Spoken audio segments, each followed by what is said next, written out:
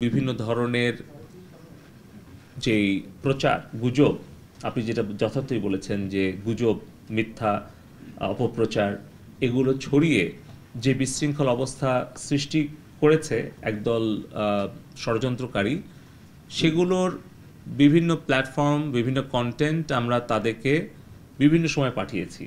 কিন্তু যতটুকু তারা কন্টেন্ট টেক ডাউন করেছে, যতগুলো প্ল্যাটফর্ম তারা ব্লক করেছে, সেই সংখ্যাটা অতি নগণ্য এবং এটা অগ্রহণযোগ্য আমাদের কাছে। এবং আমরা বলেছি যে বাংলাদেশের সংবিধান, বাংলাদেশের আইন এবং ফেসবুক, ইউটিউব, টিকটক তাদের নিজস্ব যে কমিউনিটি স্ট্যান্ডার্ড এবং তাদের যে পলিসি, সেগুলো তারা নিজেরা মেনে সংবিধান অনুসরণ করে আইন মান্য করে বাংলাদেশে তারা কি সাইবার স্পেসটা ব্যবহার করতে চায়, নাকি বাংলাদেশের সংবিধান ভঙ্গ করে, আইন ভঙ্গ করে তাদের নিজেদের দেওয়া কমিউনিটি স্ট্যান্ডার্ড অমান্য করে তারা বাংলাদেশে প্রচার করতে চায়?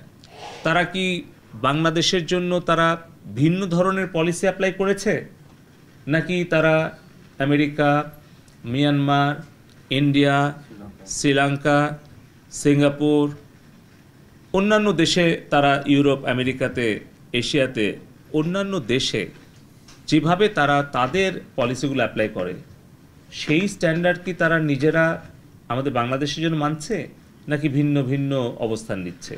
আমরা দেখতে পাচ্ছি যে আমাদের বাংলাদেশ আওয়ামী লীগের সমর্থনে যেই পেজগুলো, যেই ফেসবুক অ্যাকাউন্টগুলো কাজ করত, এরকম 50টা পেজ এবং অ্যাকাউন্ট তারা ব্লক করে দিয়েছে।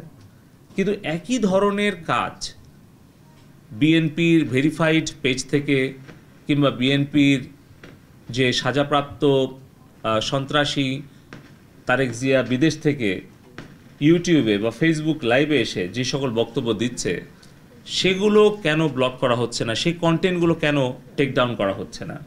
কিংবা যেগুলো চিলড্রেন অ্যাবিউজ, কিংবা আপনার আমাদের নারীদের প্রতি যে আক্রমণ অথবা অগ্নিসংযোগ, অথবা যে ধরনের সন্ত্রাস এবং হত্যাকাণ্ড আমাদের এই গত কিছুদিনে হলো প্রচারণা গুজবের কারণে, সেগুলোর ব্যাপারে তারা কোনো ধরনের দায়িত্বশীল কোনো প্রতিক্রিয়া দেখায়নি বা কোনো ধরনের ভূমিকা রাখেনি।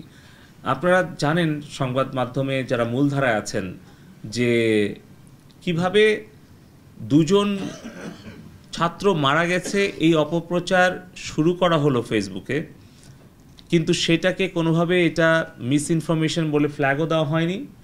এবং তার প্রেক্ষিতে আন্তর্জাতিক কিছু গণমাধ্যম সেইটা নিউজ করে এবং কিছু দেশের মুখপাত্র সেটাকে তারা স্বীকৃতি দেয়, এবং তার প্রেক্ষিতে পুরো দেশে এই ফেসবুকের গুজব, মিথ্যা তথ্য ছড়িয়ে যখন উস্কানি দেওয়া হয়, তার প্রেক্ষিতে কিন্তু তার বেশ কয়েক ঘন্টা পর আরও 5 জনের মৃত্যু হয়। তাহলে আমরা বলেছি যে এই মৃত্যুর দায় কি ফেসবুক এড়াতে পারে? এই সকল উত্তর দেওয়ার জন্য আমরা 31 জুলাই আমরা এই সোশ্যাল মিডিয়া প্ল্যাটফর্মগুলোকে ঢাকায় এসে বিটিআরসিতে তাদেরকে লিখিত এবং মৌখিকভাবে জবাব এবং ব্যাখ্যা দেওয়ার জন্য আমরা অনুরোধ করেছি।